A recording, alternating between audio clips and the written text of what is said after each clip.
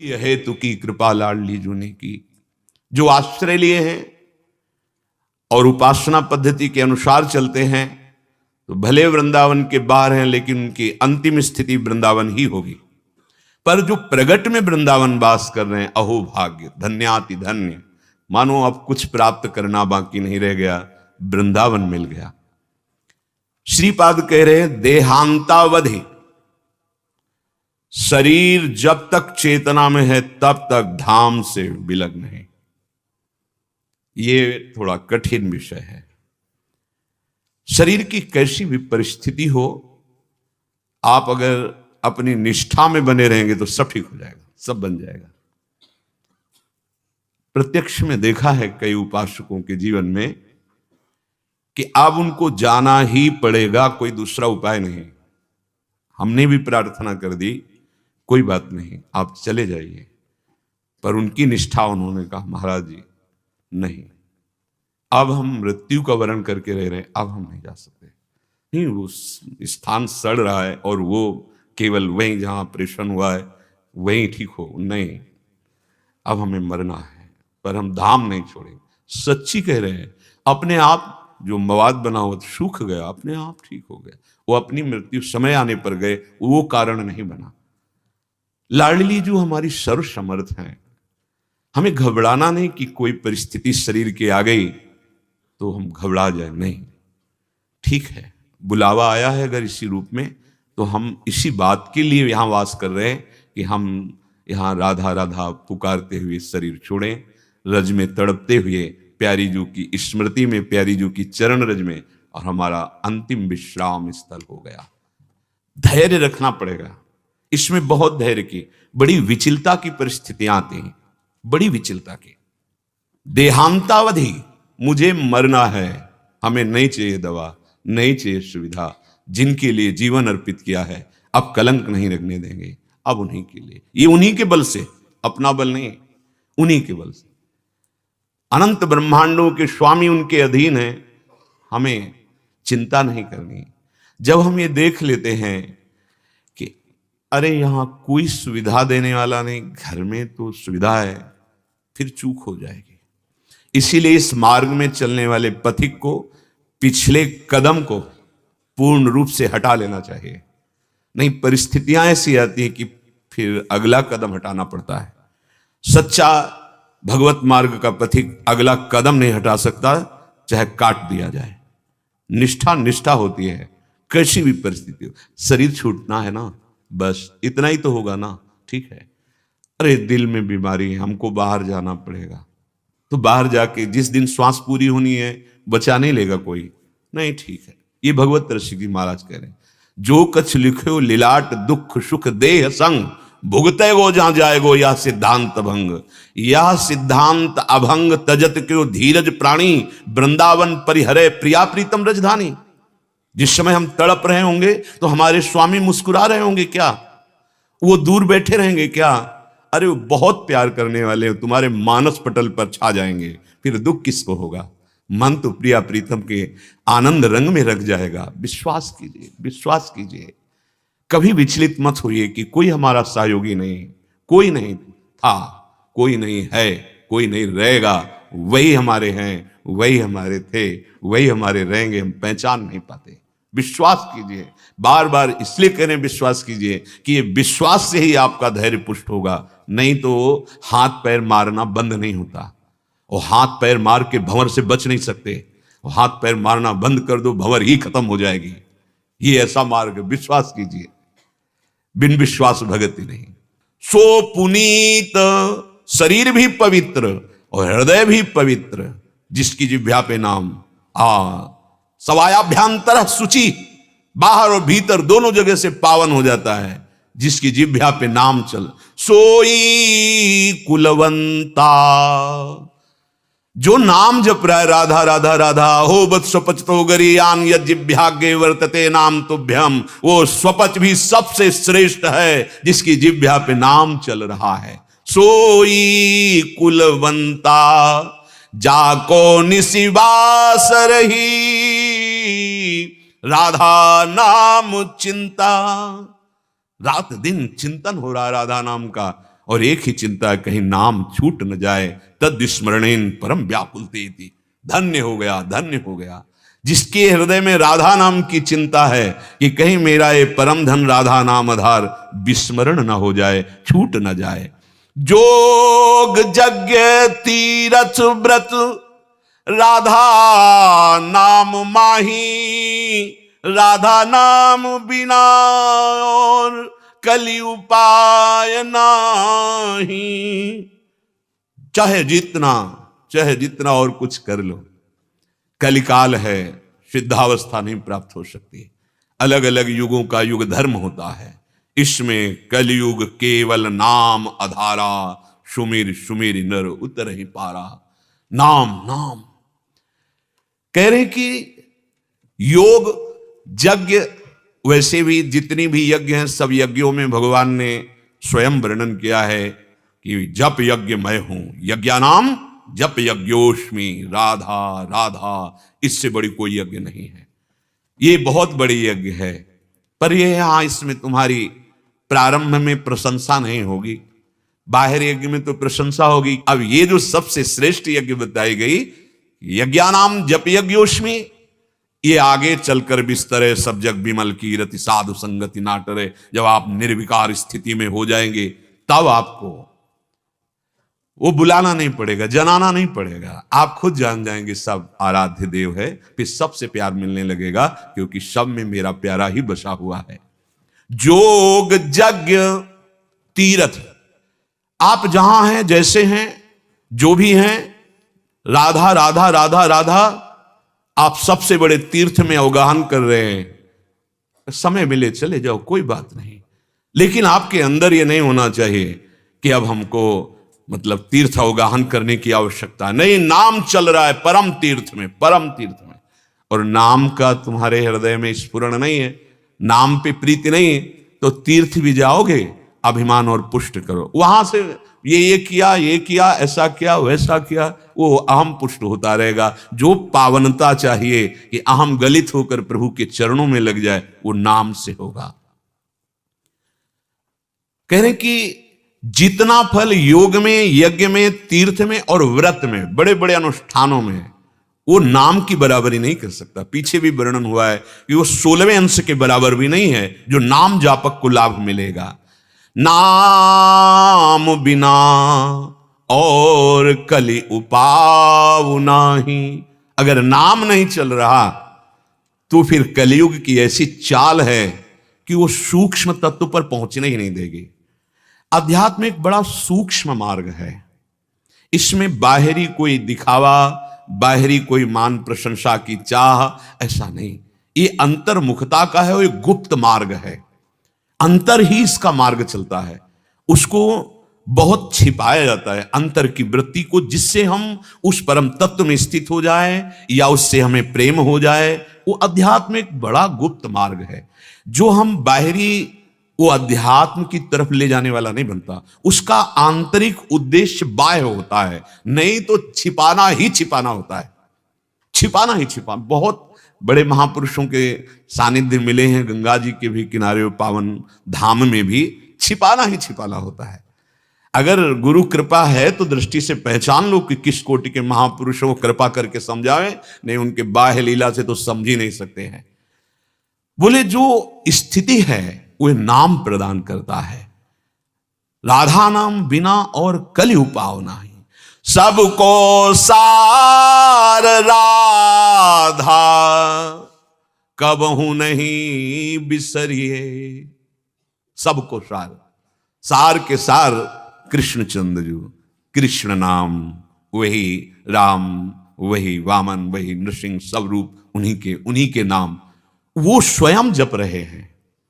श्रीमद राधा सुधा निधि और हमारे रसिक महापुरुषों की वाणी में यहां वेद प्रमाण नहीं है, यहां वेद का जो स्वरूप है, रस स्वरूप है, वो रसिक जनों ने देखा है। तो भगवत रसिक जी कहते हैं यहां वेद रसिकन की वाणी, जो ब्रह्म तत्व सार वस्तु है उसका बोध किए हुए महापुरुषों ने जब कृष्ण रूप का कृपापूर्वक अवगाहन किया, स्वाद लिया, तो बोले कृष्णात् परम किमपि तत्व हम न जाने। कृष्ण से बढ़कर कोई और तत्व है में परम तत्व श्री कृष्ण, श्रीमद्सूदन सरस्वती जी। और श्री कृष्ण स्वयं हरि रसना राधा राधा रट, यद जापा सकृदेव गोकुल पते राकर्ष का तत्क्षणा। ये वृंदावन का रस है, ये गूढ़ विषय है। वृंदावन के डाल डाल पात पात में, एक एक कण में यहां राधा राधा समाया हुआ है। हमारा मलिन हृदय इसलिए हम नहीं समझ पा रहे। राधा बोले सबको सार, जैसे उन्होंने कहा कृष्णात परम तत्व हम न जाने, तो कृष्ण का सार है किशोरी जी। कृष्ण का जो प्रेम स्वरूप है, जो उनके हृदय का आह्लाद है, वो जब रूप धारण किया तो राधा रूप हुआ। सांद्रानंद घन प्रेम मूर्ति किशोरी, इसीलिए जपत हरि विवश तव नाम प्रतिपद विमल। राधा राधा राधा वंशी से और अपनी जिह्वा से भी राधा राधा राधा। सबको सार राधा कबहू नहीं बिसरिए, राधा नाम लेके अब भव सागर तरिए। बहुत मीठा, बहुत सरल, सार का सार स्वयं परम तत्व श्री कृष्ण, जिस नाम को जपते राधा राधा राधा। आपको वृंदावन आने को मिला, आपको वृंदावन में सत्संग मिला, राधा नाम महिमा सुनने को मिली। अब तुम काहे को काम गंदा करोगे दूसरे की निंदा सुनकर? काहे को वाणी गंदा करोगे जिसमें हमें नाम चलाना है? यदि नाम जापक वैष्णवों की निंदा हुई या किसी की निंदा हुई तो नाम भगवान नहीं चलेंगे। ध्यान रखना, नाम केवल शब्द ही नहीं है। जो कृष्ण नाम है वही कृष्ण है, जो राधा नाम है वही राधा किशोरी हैं। मानो किशोरी जो कृपा करके राधा नाम के रूप में हमारी जिह्वा में विराजमान। अब इस जिह्वा से यदि हम अश्लील वचन बोलेंगे, गंदे वचन बोलेंगे, कड़वे वचन बोलेंगे, निंदा के वचन बोलेंगे, तो हमारी जबान में कैसे नाम चलेगा? बहुत सावधान, जहां ऐसी कोई बात हो हम मूक हो जाए। हमें बहुत बढ़िया अवसर मिला है। हमारा कार्य है तुम्हारे अंदर ये बैठ जाए, कोई मेरा नहीं। तुम्हारे अंदर अन्य आश्रय न रह जाए, तुम्हें लगने लगे कि प्रभु आपकी सेवा में असमर्थ हूं, अनाथ हूं नाथ। यदि आपने स्वीकार नहीं किया तो मेरा कोई नहीं।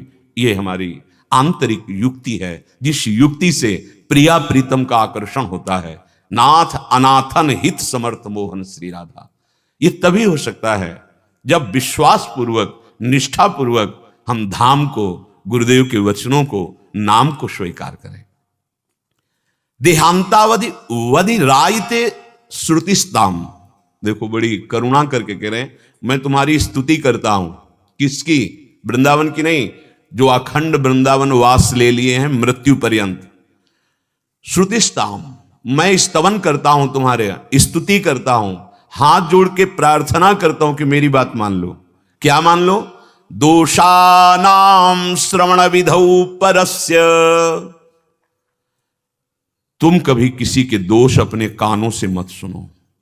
हाथ जोड़ की स्तुति करता हूं, हे अखंड वृंदावनवासी, तुमने जो जीवन पर्यंत वृंदावनवास स्वीकार किया, बहुत जल्दी तुम्हें आनंद की अनुभूति हो जाएगी। मेरी प्रार्थना मान लो। श्रीपाद कह रहे दोषानाम श्रवण विधौ परस्य। दूसरे के दोष की बात कान से सुनना बंद कर दो, धाम की रहनी में आ जाओ। ज्यादा व्यवहार करना, ज्यादा लोगों से मिलना जुलना, भगवत भाव अगर नहीं बना है तो फंस जाओगे। इसीलिए सिद्धांत लागू कर दिया जाता है कि आप इस नियम के अनुसार चलें, आप मिलने, क्योंकि आप अभी जित संग दोषा नहीं हुए। कोई भी विषय, कोई भी व्यक्ति, कोई भी घटना, कोई भी परिस्थिति आपके चित्त को फंसा लेगी। नहीं नहीं, आपको इस सीमा में रहना है। और सीमा में रहते रहते जब परिपक्व हो गए तो आप पूरे विश्व में तुम्हें कोई नहीं फंसा सकता। जित संग दोषा विषयान ग्रहणंत मुंचंत हुआ। कैसी महिमा है! वो विषयों के बीच में रहते हुए भी निर्विषय रहता है। अभी एकांत में रहते हुए विषयों से हटके भी विषय चिंतन होता है। बहुत कमजोर स्थिति है। पर निंदा के केते आवत नहीं कछु हाथ, मूर्ख पर्वत पाप को ले चल अपने साथ। जो कथन करते हैं और श्रवण करते हैं दूसरे के दोषों का, दोनों एक ही अपराध माना जाता है। जैसे लीला गायन और श्रवण दोनों का एक ही फल है, एक ही फल है। गावत श्रवणन सुनत सुखाकर विश्व दुरित दवनी। प्रियालाल की लीला का गायन करना और लीला श्रवण करना दोनों बराबर फल प्रदान करते हैं। ऐसे ही पर निंदा करना और पर निंदा सुनना दोनों बराबर फल प्रदान करते हैं। क्या फल? पाप की गठरी। क्यों? आपका लक्ष्य वृंदावन वास करके प्रिया प्रीतम से मिलना है, तो क्यों किसी की निंदा सुनो? अगर कोई निंदा कर रहा है, राधा राधा राधा राधा, कान में अंगुली डाला, ऐसा आदेश है। संत शंभु श्रीपद अपवादा, कही सुनीत असमर्यादा, काटी जीभ तासु जो बसाई, श्रवण मूंद नत चले पर आई। भगवान की निंदा, भक्तों की निंदा, संतों की निंदा, भक्ति की निंदा आदि आदि जो कर रहे हैं, तो बोले मर्यादा है ऐसी, या तो उसकी जबान बंद करो और या कान में उंगली डालो, चल दो। भक्त का स्वभाव लड़ना झगड़ना नहीं है। हमें उसके प्रति कोई व्यवहार नहीं करना कटु ना प्रिय, हमें उदासीन हो जाना है। कान में उंगली डाले, राधा राधा राधा, चल दिए। बहुत जल्दी आपका भजन बढ़ने लगेगा। ये जो भजन विक्षिप्त होता है ना, तो आप निंदा नहीं करते पर सुन लेते हैं, ये बहुत बड़ी हानि हो जाती है। हम किसी की जब बड़ाई करेंगे तो सावधान रहें, देखना शब्द रपट जाएगा और किसी की निंदा कर बैठेगा।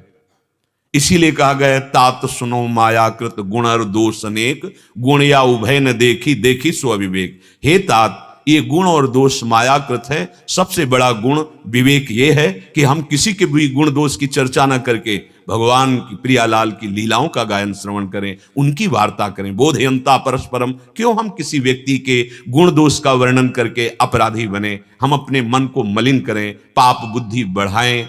श्रीपाद हाथ जोड़ के प्रार्थना करते हैं, कितनी करुणा है इनकी। स्तुति करता हूं तुम्हारी, क्योंकि तुम वृंदावन वास स्वीकार किए हो, पर मेरी बात मान लो। दोषा नाम श्रवण विधौ परस्य, किसी की भी दोष वाली बात आप कान से, तेरे भावे जो करे भलो बुरो संसार, नारायण तू बैठ के अपनो भवन बुहार। पहली बात तो सब भगवत स्वरूप है, मुझे अपने हृदय में ये प्राप्त करना है।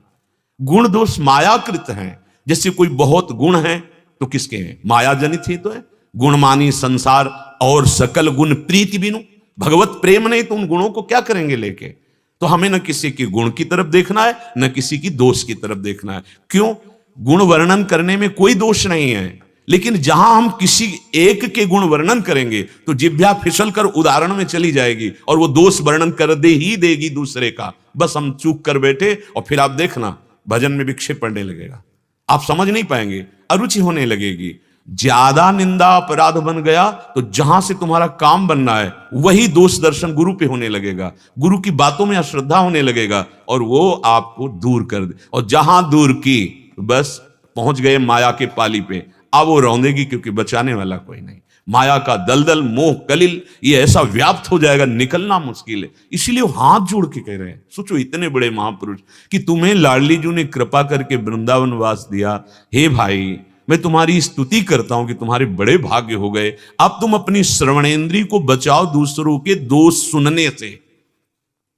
परस्य जिह्वा मूकास्ताम भणितिषु, जब दूसरे की निंदा करने की अंदर वेग आता है, अरे उसी समय तुम मूक हो जाओ, मौन धारण कर लो, मत बोलो। परस्य जिह्वा मूकास्ताम भणितिषु, जब तुम्हारी जिह्वा बोलने के लिए तैयार हो, दूसरे की निंदा करने के लिए, मौन धारण, दांत से दांत दबाकर जवान को अंदर नहीं, वेग को सह जाओ, नहीं तो ये बुद्धि को भ्रष्ट कर देगा।